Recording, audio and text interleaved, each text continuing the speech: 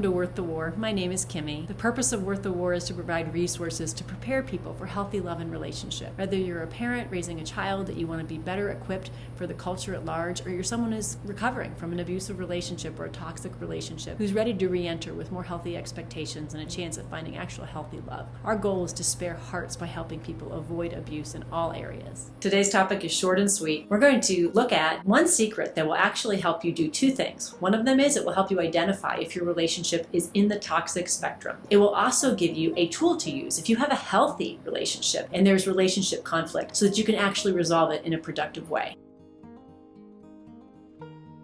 So if one thing can do both of those, I would say it's probably a pretty great thing to learn. So let's dig right on in. I think it was probably 15 years ago when I had a husband and a wife call me just as friends, and they just wanted some advice on how to move beyond what seemed like a trivial fight that they were having, but they were having more and more of them. It was creating more problems, and they were beginning to feel hopeless about their marriage. And the question was really simple that I asked them, but they have often said that it was a game changer for them for the future of their marriage. And I've seen it over and over again to be a really relevant question we should be asking ourselves. That question is, did this person actually intend to hurt me when they did this? So whatever it is, you can fill in the blank with anything that's going on in your relationship. Is it a habit that they have? Is it something that they did on a night out? Did they intend to cause me pain? And that question is both the answer to whether something is toxic as well as the answer to a really healthy relationship conflict in a healthy and normal couple. So when we think about what it means to actually intend to hurt someone, we can't really listen to words because words are cheap and we can throw them out over things like band-aids. And what we really want to do is make sure we aren't listening to what they're promising, but we're watching what they're doing. There are two actionable ways that I would tell you that you should apply this question to your life. The first one is stop discounting your gut instinct. I'm not advising that you grab your gut instinct and you run with it. But what I am saying is when you have a gut instinct about something, about what you really think is driving this person in your life or that you're considering to bring into your life, you need to stop and accept that as being your gut instinct. Identify it, know what it feels like, know what you think. Then you can step back and apply factual data to it. You can have other people's opinions weigh in. But your gut instinct often is a really good compass as to what's going on. You may get used to dulling it, and when you do that, you get yourself in some pretty dangerous situations. The second and equally important thing that you need to do when it comes to figuring out what someone's intentions are, whether they're to cause you good or to cause you harm, is to look at the patterns of behavior. Take the words out, look at what they're doing, especially look at when they have caused you pain. Don't expect them to read your mind. Go to them and communicate what they did that caused you pain, and then see what they do. Take the words, toss them aside, and look at what do they do. A really healthy heart will not only apologize, but they will make pattern changes. They will realize that causing you pain doesn't do good for either one of you, and they will make pattern changes to avoid that in the future. If you see no pattern change, if you see no restoration where they actually try to make right what they've done wrong, then you are getting a sense that either you're not important or they actually intended to cause you harm.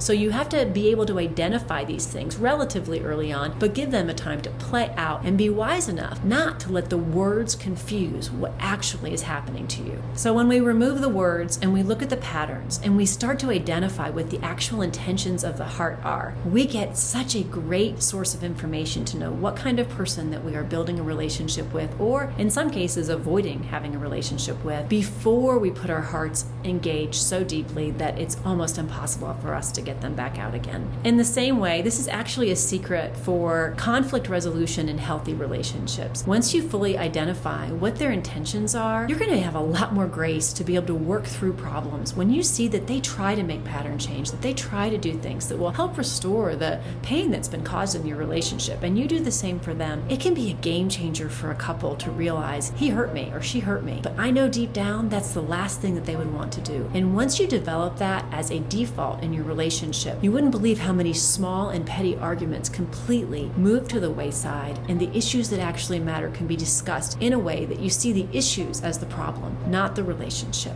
If you want to avoid a toxic relationship, know the person's intentions and how they act. If you want to build a healthy relationship, know the person, know their intentions, and trust them a little bit, that when they drop the ball, they're in it for the good, and you're ready to give them a little bit more space. Doesn't mean giving them excuses. It means giving them space to be human, because odds are good someday you're going to need that same space. It may appear to be a very simple question. Are they really trying to cause you pain? But it could be, as it has been for many people that I've had the opportunity to share these thoughts with. They've come back over and over again and said that was something that actually changed the trajectory of our relationship. It certainly has for me.